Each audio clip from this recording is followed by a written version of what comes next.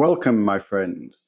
Tonight, our tale of the dark, mysterious, and fantastic continues our first multi-part story.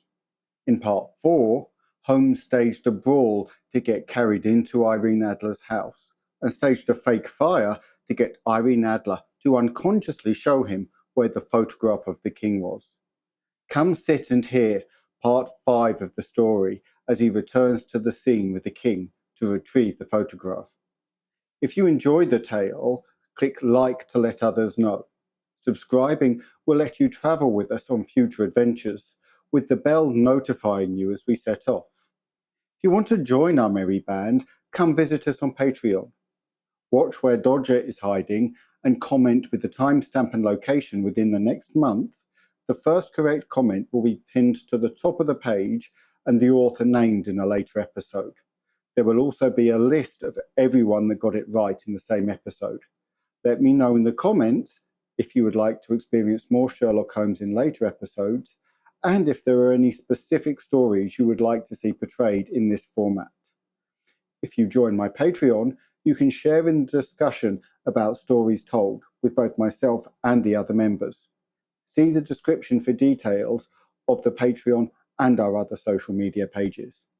For now, though, sit back and relax as you watch the final part of A Scandal in Bohemia. It's time to enter the Cave of Chronicles.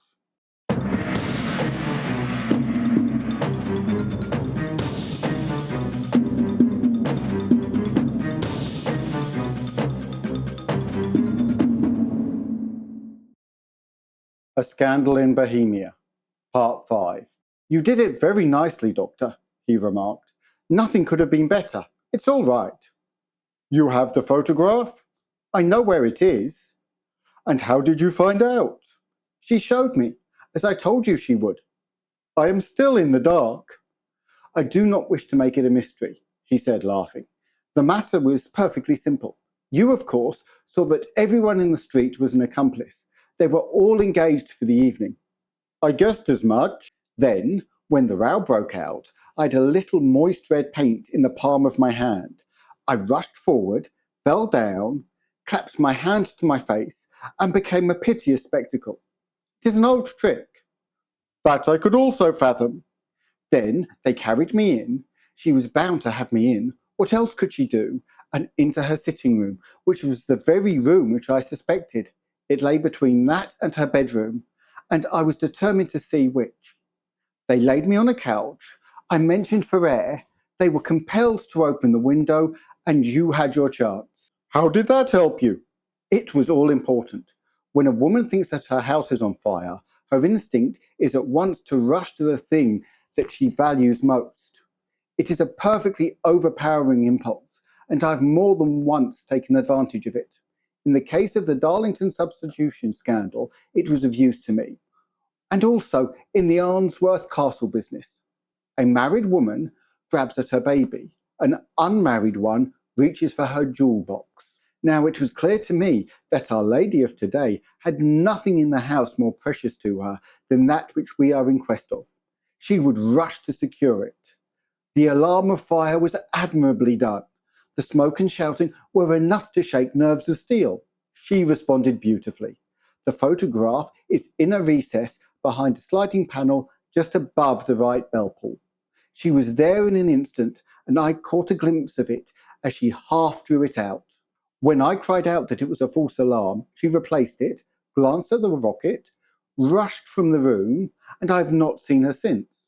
I rose, and making my excuses, escaped from the house. I hesitated whether to attempt to secure the photograph at once, but the coachman had come in, and as he was watching me narrowly, it seemed safer to wait. A little over-precipitance may ruin all. And now? I asked. Our quest is practically finished. I shall call with the king tomorrow, and with you, if you care to come with us.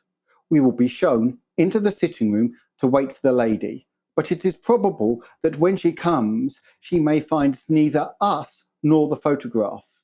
It might be a satisfaction to His Majesty to regain it with his own hands. And when will you call? At 8 in the morning. She shall not be up, so that we shall have a clear field. Besides, We must be prompt, for this marriage may mean a complete change in her life and habits. I must wire the king without delay." We had reached Baker Street and stopped at the door. He was searching his pockets for the key when someone passing said, "Good night, Mr. Sherlock Holmes." There were several people on the pavement at the time, but the greeting appeared to come from a slim youth with an ulster who had hurried by. "I've heard that voice before," said Holmes, staring down the dimly lit street. "Now I wonder who the deuce could that have been?" I slept at Baker Street that night, and we were engaged upon our toast and coffee in the morning when the King of Bohemia rushed into the room. "You have really got it?" he cried, grasping Sherlock Holmes by either shoulder and looking eagerly into his face. "Not yet, but you have hopes?" "I have hopes." "Then come, I'm all impatience to be gone." "We must have a cab." "No, my brougham is waiting." "Then that will simplify matters." We descended and started off once more for Bryony Lodge. "Irene Adler is married," remarked Holmes. "Married? When?" "Yesterday." "But to whom?" "To an English lawyer named Norton." "But she could not love him." "I'm in hopes that she does." "And why in hopes?" "Because it would spare your Majesty all fear of future annoyance. If a lady loves her husband, she does not love your Majesty. If she does not love your Majesty, there is no reason why she should interfere with your Majesty's plan." "It is true, and yet—" "Well, I wish she had been of my own station. What a queen she would have made." He relapsed into a moody silence, which was not broken until we drew up in Serpentine Avenue. The door of Bryony Lodge was open, and an elderly woman stood upon the steps. She watched us with a sardonic eye as we stepped from the brougham. "Mr. Sherlock Holmes, I believe?" said she. "I am Holmes," answered my companion, looking at her with a questioning and rather startled gaze. "Indeed, my mistress told me that you were likely to call. She left this morning with her husband by the 5:15 train from Charing Cross for the Continent." "What?" Sherlock Holmes staggered back, white with chagrin and surprise. "Do you mean that she has left England, never to return? And the papers?" asked the king hoarsely. "All is lost." "We shall see." He pushed past the servant and rushed into the drawing room, followed by the king and myself. The furniture was scattered in every direction, with dismantled shelves and open drawers, as if the lady had hurriedly ransacked them before her flight. Holmes rushed at the bell pull, tore back a small sliding shutter, and plunging in his hand, pulled out a photograph and a letter. The photograph was of Irene Adler herself, in an evening dress, and the letter was superscribed to Sherlock Holmes, Esquire, to be left till called for. My friend tore it open, and we all three read it together. It was dated at midnight of the preceding night, and ran in this way. "My dear Mr. Sherlock Holmes, you really did it very well. You took me in completely. Until after the alarm of fire, I had not a suspicion. But then, when I found how I had betrayed myself, I began to think. I'd been warned against you months ago. I had been told if the king employed an agent, it would certainly be you. And your address had been given to me. Yet, with all this, you made me reveal what you wanted to know. Even after I became suspicious, I found it hard to think evil of such a dear, kind old clergyman. But, you know, I have been trained as an actress myself. Male costume is nothing new to me. I often take advantage of the freedom which he gives. I sent John, the coachman, to watch you, ran upstairs, got into my walking clothes, as I call them, and came down just as you departed.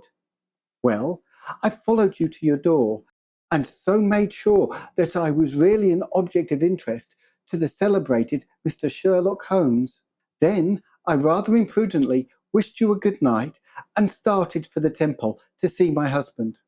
We both thought the best resource was flight when pursued by so formidable an antagonist. So you will find the nest empty when you call tomorrow. As to the photograph, your client may rest in peace. I love and am loved by a better man than he. The king may do what he will without hindrance from one whom he has cruelly wronged.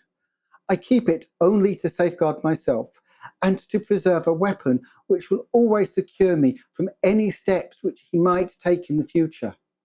I leave a photograph which he might care to possess, and I remain, dear Mr. Sherlock Holmes, very truly yours, Irene Norton, nee Adler. What a woman! Oh, what a woman! Cried the King of Bohemia, when we had all three read this epistle. Did I not tell you how quick and resolute she was? Would she have not made an admirable queen? Is it not a pity that she was not on my level? From what I have seen of the lady, she seems indeed to be on a very different level to your Majesty, said Holmes coldly. I am sorry that I have not been able to bring your Majesty's business to a more successful conclusion. On the contrary, my dear sir, cried the king, nothing could be more successful.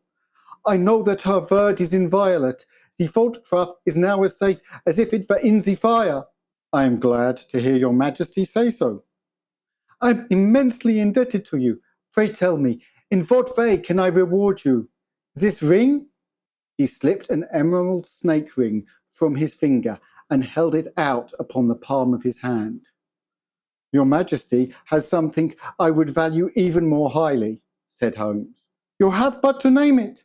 This photograph. The king stared at him in amazement. Irene's photograph? He cried. Certainly, if you wish it. I thank your Majesty. Then there is no more to be done in the matter. I have the honour to wish you a very good morning. He bowed, and turning away without observing the hand which the king had stretched out to him, he set off in my company for his chambers. And that was how a great scandal threatened to affect the kingdom of Bohemia, and how the best plans of Mr. Sherlock Holmes were beaten by a woman's wit. He used to make merry over the cleverness of women, but I have not heard him do it of late. And when he speaks of Irene Adler, or when he refers to her photograph, it is always under the honourable title of the woman. Thus ends A Scandal in Bohemia. Holmes is an interesting character. I'm sure he would have classed as a hero in Victorian times, but when you look at him with a more modern eye, he is misogynistic and uncaring, more of an anti-hero than a hero, something Irene Adler turned against him. It is good to know that Conan-Doyle was able to show women as strong, capable characters, and develop Holmes to see as much. I hope you enjoyed the story. Did you spot Dodger? If so, remember to comment, also like, subscribe, and click the bell. Maybe even join us on Patreon. Our next story goes back to Lovecraft and the Dunwich Horror, a story which will run a number of weeks.